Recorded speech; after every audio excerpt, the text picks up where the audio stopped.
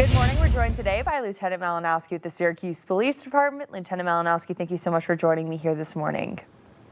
Good morning, Maggie. Happy to be here. Thank you for everyone for watching, as always.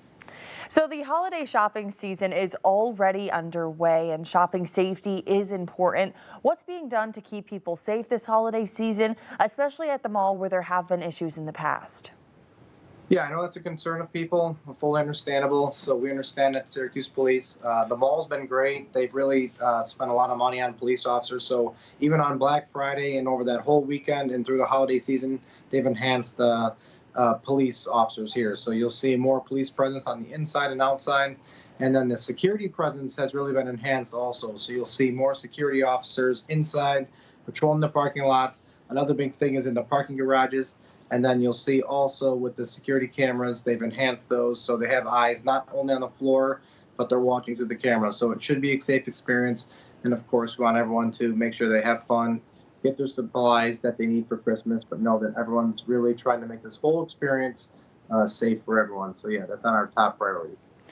Perfect. And obviously a concern every holiday season and most seasons in general are porch pirates. Have you guys started to see that become an issue so far this season, or are you just, heeding warning to the community about it? Yeah, so that porch pirate thing sounds more like a movie or a character, but it's a real thing. So when you order something, and if you order it just to your front door, there is people that walk around the community and will just steal your gifts.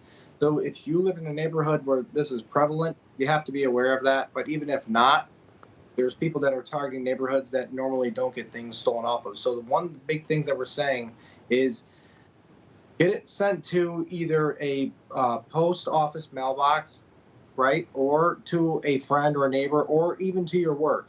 You can have a package sent there, but just realize that is happening. This is a time where we're kind of in an economy that's in a low state. People are desperate, so we do see things getting stolen off porches. We do think off right off your front door. So it's something to be aware of.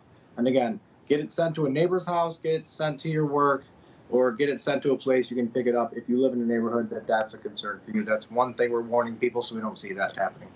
And you're mentioning neighborhoods where that's a concern. What are specific ones within the city of Syracuse that people might want to be aware of?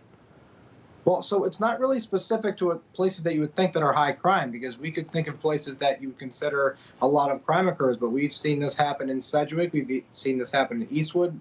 We've had these crimes happen in different areas of the county. So we're not saying that any place is really safe per se, but we're just saying that it's better to be safe than sorry. So if you can have a neighbor keep an eye on your package, that would be better.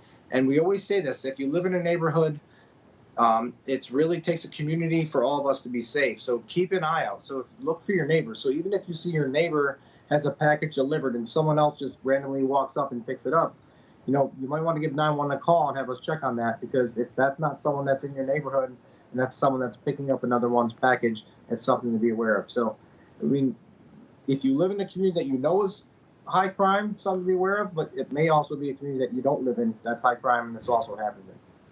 Alrighty, well, Lieutenant Malinowski, thank you so much for joining me here this morning.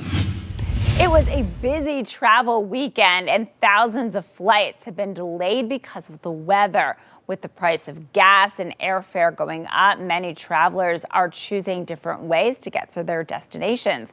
Caitlin McCarthy reports tonight. Neighbors are currently traveling home from the long holiday weekend of visiting family and friends. The past few years, many travelers chose not to fly due to the pandemic. For one holiday traveler, she was surprised to see a packed plane. Plane from Syracuse to JFK, it usually isn't that filled, but this time it was very packed. There was a lot of families traveling, quite a bit of luggage. Botino says most of the time she drives home to see her family on Long Island. When planning her holiday travel plans, she thought it would be cheaper to fly due to the high gas prices. Part of the reason why I chose flying originally was just because I figured the gas prices would be so high and the prices would end up being equivalent. But now that the gas prices are dropping, I can definitely use my car a little bit more. Botino has flown to JFK a handful of times and it was affordable. This time around, she spent more than 3 times the amount she normally would to fly home. This time I had to spend closer to $400 just to see my family. And that was with me giving up an extra day to save $100. For one Syracuse University student, the most affordable way to see his family was to travel by train. Usually I do prefer to fly. It is quicker. But sometimes flying is just way too expensive when you look at it. And the train is just the more economically feasible option. Traveling around the holidays is typically expensive, but planning ahead can save neighbors a lot of money. The train from Penn Station to Syracuse or from Syracuse to Penn Station, I think is a base price of like $54. It's in the 50s to 60s, like sometimes it's $67. But if you look last week, it was $170.